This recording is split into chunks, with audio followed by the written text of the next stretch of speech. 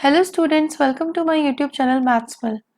जैसा कि आप सबको पता है, सीबीएसई ने क्लास 10th और 12th का लेटेस्ट सिलेबस जो कि सेशन 2022-23 के लिए है, अपनी साइट पर अपलोड कर दिया है। इस बार का जो सिलेबस है हमारा, उसमें काफ़ी चेंजेस हैं। हर सब्जेक्ट के सिलेबस को अगर आप उठा के देखें तो बहुत सारे पोर्शन डिलीट हुए हैं। तो आज हम 2022-23 का क्लास 10th मैथ्स का सिलेबस डिस्कस करेंगे कि उसमें क्या चेंजेस आए हैं, कि क्या पोर्शंस डिलीट हो गए हैं और लास्ट ईयर से कैसे आपका सिलेबस रिड्यूस हो गया है। ओके, तो कोर्स स्ट्रक्चर में आपकी 7 यूनिट्स है। नंबर सिस्टम में आपका आता है चैप्टर 1 रियल नंबर। ठीक है, यहाँ से आपका 6 मार्क्स के क्वेश्चंस आएंगे। अलजेब्रा में आपके आते हैं chapter 2 polynomials, chapter 3 pair of linear equation in 2 variables, chapter 4 quadratic equations and chapter 5 arithmetic progression. Okay, ये आपका टोटल 20 मार्क्स का है। कोऑर्डिनेट ज्योमेट्री सिर्फ चैप्टर 7 है इसमें। ठीक है, और ये आपका 6 मार्क्स का है, यानी कि ये आपको बिल्कुल नहीं छोड़ना है, बहुत अच्छे से प्रिपेयर करना है। नाउ ज्योमेट्री में आपके आता है chapter 6 triangles and chapter 10 circles. ये आपका 15 मार्क्स का है, इसकी वेटेज 15 मार्क्स है इस यूनिट की। ट्रिग्नोमेट्री में chapter 8 introduction to trigonometry and chapter 9 applications of trigonometry, इन दोनों चैप्टर्स की वेटेज है 12 मार्क्स। मेंसुरेशन में आपका आता है चैप्टर 12 एंड चैप्टर 13, इन दोनों चैप्टर्स की वेटेज है 10 मार्क्स। ओके, एंड स्टैट में आपका आता है चैप्टर 14 एंड चैप्टर 15, और इन दोनों चैप्टर्स की वेटेज है 11 मार्क्स। ओके, तो टोटल 80 मार्क्स होते हैं, यानी कि इस बार आपका जो एग्जाम्स है वो टर्म 1 टर्म 2 करके नहीं आएंगे। इस बार आपके ज्यादा चांसेस है कि एग्जाम जो है वो सेशन के एंड में एक ही बार होंगे।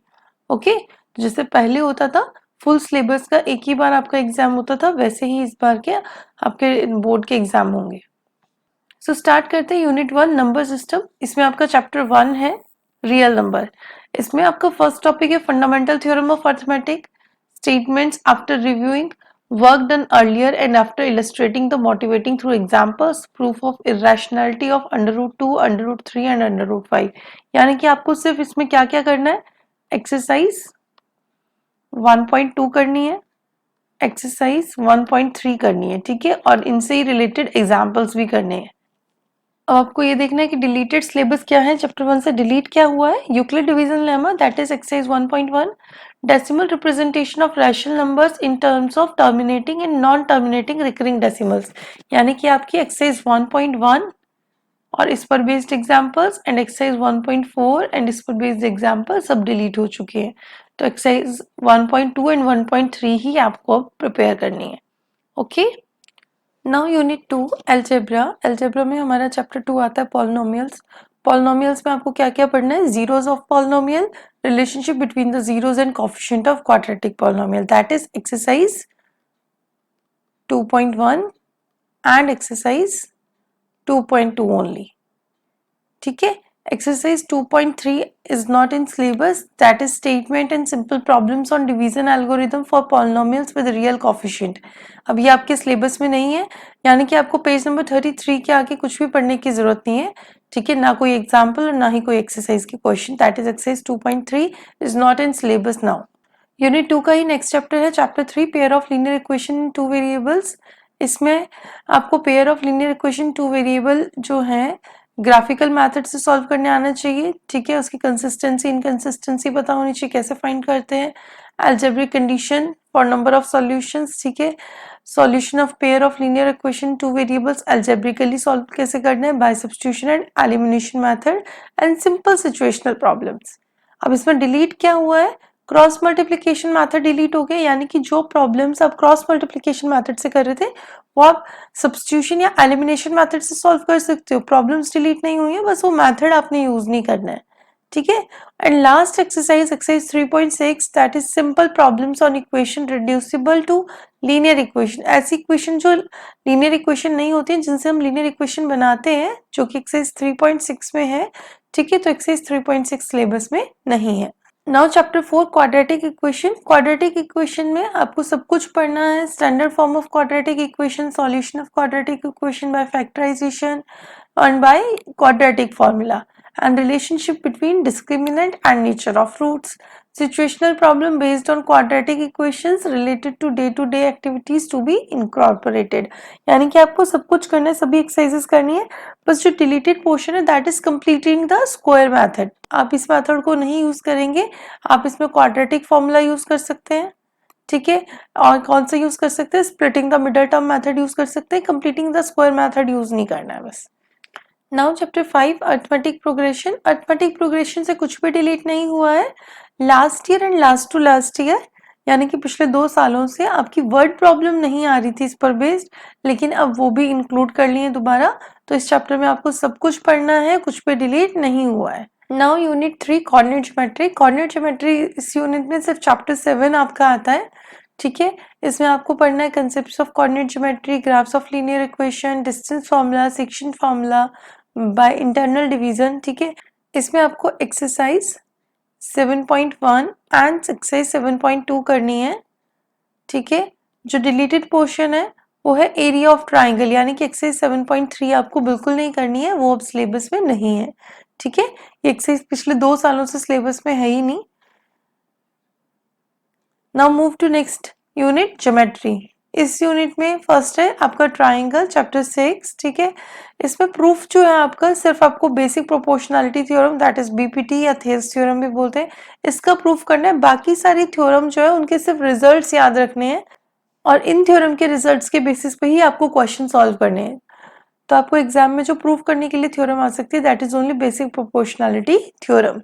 अब इसमें से डिलीट क्या हुआ है, आपकी Pythagoras theorem, area theorem, converse of Pythagoras theorem, ये सभी थ्योरम्स डिलीट हो चुकी हैं. ठीक है, आप एक राइट एंगल ट्राइंगल में वर्टेक्स से जो परपेंडिकुलर ड्रॉ करते हो और उससे जो 2 ट्राइंगल बनते हैं वो भी दोनों आपस में सिमिलर होते हैं, और वो दोनों ट्राइंगल बड़े ट्राइंगल जो ओरिजिनल ट्राइंगल है उसके भी सिमिलर होते हैं. ये थ्योरम भी यहाँ से डिलीट हो चुकी है. बिकॉज ये थ्योरम्स डिलीटेड है तो इन पर बेस्ड क्वेश्चन भी डिलीटेड होंगे. ठीक है, यानी कि एक्सरसाइज 6.4 एंड 6.5 भी डिलीट हो चुकी है. Is it okay? Unit 4 geometry. Geometry. Now next chapter in this unit is circles.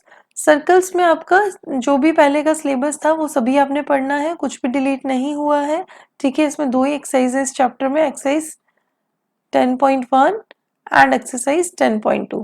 तो ये आपने बहुत अच्छे से करनी है, इसमें कुछ भी डिलीट नहीं हुआ है. Okay, now chapter 11 construction. ये चैप्टर भी आपका ज्योमेट्री के अंडर आता था, मगर आपका इस बार ये पूरा चैप्टर डिलीटेड है. हालांकि ये चैप्टर बहुत इजी होता है. ठीक है, आप आराम से इसमें से जो भी क्वेश्चन आता है अटेम्प्ट कर सकते हैं, फुल मार्क्स इस चैप्टर में स्कोर कर सकते हैं, मगर अब ये सिलेबस में नहीं है, आपने इससे कोई क्वेश्चन नहीं करना है. Okay, now unit 5 trigonometry. Trigonometry में आपके 2 चैप्टर्स आते हैं, चैप्टर 8 एंड चैप्टर 9. चैप्टर 8 में और चैप्टर 9 में आपको सब कुछ करना है, सिर्फ आपका जो डिलीटेड पोर्शन है वो क्या है, आपको एक्सरसाइज 8.3 नहीं करनी है, that is trigonometric ratios of complementary angles. ये एक्सरसाइज पहले भी सिलेबस में नहीं थी, आई थिंक ये पिछले 3 सालों से ही डिलीटेड है. ठीक है, तो इस बार भी ये आपने नहीं करनी है. बाकी आपका चैप्टर 8 और 9 कंप्लीटली आपने पूरी तरह से करना है. ठीक है, और ट्रिग्नोमेट्री वैसे भी बहुत इंपॉर्टेंट टॉपिक है, तो इसको आपने बहुत अच्छे से प्रैक्टिस करना है.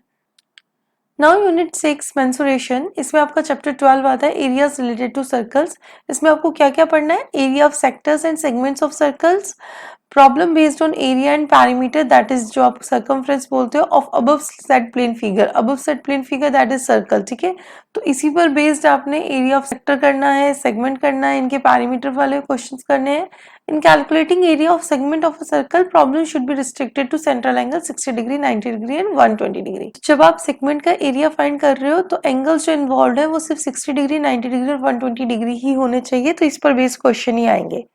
इसमें से क्या डिलीटेड है syllabus, plane figures involving triangle, simple quadrilaterals and circle should be taken. यानी कि ऐसे फिगर्स वाले क्वेश्चन जिसमें ट्राइंगल हो, क्वाड्रिलेटरल हो और साथ में सर्कल भी हो, तो उस तरह के क्वेश्चन जो है आपके एक्सरसाइज 12.3 में है, तो ये एक्सरसाइज भी डिलीटेड है. तो इसमें से सिंपल क्वेश्चन आप करोगे, इस एक्सरसाइज में सिंपल क्वेश्चन जो आपके सेक्टर और सेगमेंट पर बेस्ड होंगे वो आप कर सकते हैं. बाकी जिसमें ट्राइंगल एंड क्वाड्रिलेटरल इन्वॉल्व है वो क्वेश्चंस नहीं करने हैं. इसी में सेकंड चैप्टर हमारा है सरफेस एरियाज एंड वॉल्यूम्स. इसमें आपको क्या क्या करना है, surface area and volume of combination of any of the two following cube, cuboid, sphere, hemisphere, right circular cylinder और cone। कि आपने सरफेस एरिया और वॉल्यूम फाइंड करना है एनी टू कॉम्बिनेशन का। ये जो आपको दिए हुए हैं cube, cuboid, sphere, hemisphere, right circular cylinder और कोन, इनमें से किन्हीं दो सॉलिड्स के कॉम्बिनेशन का आप surface area and volume find करोगे। ठीक है, इसमें से क्या डिलीटेड है? Frustum of cone and problem involving converting one type of metallic solid into another and other mixing problems. कि फ्रस्टम ऑफ कोन डिलीटेड है, दैट इज एक्सरसाइज 13.4। ये थोड़ा डिफिकल्ट भी होता था, टॉपिक बच्चों को डिफिकल्ट लगता था। और एक एक्सरसाइज 13.3 जिसमें कि आपके कैसे क्वेश्चंस आते हैं, कन्वर्जन ऑफ सॉलिड्स, किसी सॉलिड को मेल्ट करके किसी दूसरे सॉलिड में कन्वर्ट कर दिया, इस तरह के क्वेश्चन आते हैं। तो ये भी डिलीटेड है, यानी कि अब आपको एक्सरसाइज 13.3 एंड 13.4 नहीं करनी है। आपका जो सिलेबस में है वो सिर्फ exercise 13.1 and exercise 13.2। Okay, now last unit, unit 7 statistics and probability. इसमें चैप्टर 14 में आपको 14.1, 14.2 एंड 14.3 करनी है, तीनों एक्सरसाइज 14.2 एंड 14.3। ठीक है, जो आपका डिलीटेड पोर्शन है उसमें क्या है, आपकी एक्सरसाइज 14.4, यानी कि एक्सरसाइज 14.4 क्यूमुलेटिव फ्रीक्वेंसी ग्राफ वाली एक्सरसाइज आपको नहीं करनी है, इस सिलेबस में नहीं है। और इसके अलावा प्रोबेबिलिटी चैप्टर पूरा सिलेबस में है, इसमें से कोई भी पोर्शन डिलीट नहीं हुआ है। ठीक है, तो this is all about the syllabus of maths for class 10th in for the session 2022 and 23। Thank you for watching the video. अगर आपको ये वीडियो पसंद आया तो इस वीडियो को लाइक कीजिए, शेयर कीजिए और मेरे चैनल को सब्सक्राइब कीजिए। साथ ही बेल आइकन प्रेस करना ना भूलें, ताकि जब भी मैं कोई नया वीडियो अपलोड करूं तो आपको उसकी नोटिफिकेशन मिल जाए। तो जल्दी मिलते हैं अगले वीडियो के साथ, तब तक बाय स्टूडेंट्स।